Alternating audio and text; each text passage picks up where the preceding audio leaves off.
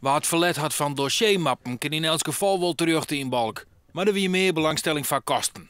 Verder binnen de verzels stoelen, ladekastjes en bureaus te keep. Nou verkeer je met een verenigings. Had je er wat verlet van?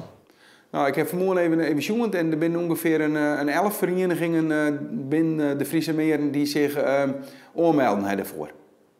En wat worden ja? Vooral kosten. Vooral kosten. De bureaus, nou ja, zoals dat jost, die zijn hartstikke groot. Die zijn 2 meter bij 1 meter en de andere bureaus die we staan, die zijn haast 280 bij 240. Ja, dat is gewoon te groot voor een vereniging. Boppen dat is er net meer van de beste kwaliteit.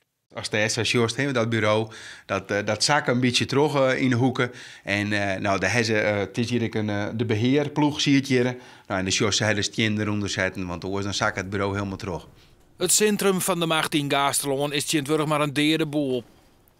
Nou, dit wie de oude burgemeesterkamer. Je ziet de burgemeester.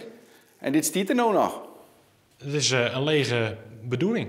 Ja, de burgemeester heeft zelf al zijn schilderijen, want daar houdt er wel van. Het er allemaal een huis staan aan. De kastjes zijn leeg. Het bureau is leeg. Zijn ladeblokje is leeg. Ja, er is niks meer. Als het oude gemeentehuis leeg is, wordt het verkocht door een orenpartij. Maar rond nota binnen er nog geen gadingmakkers.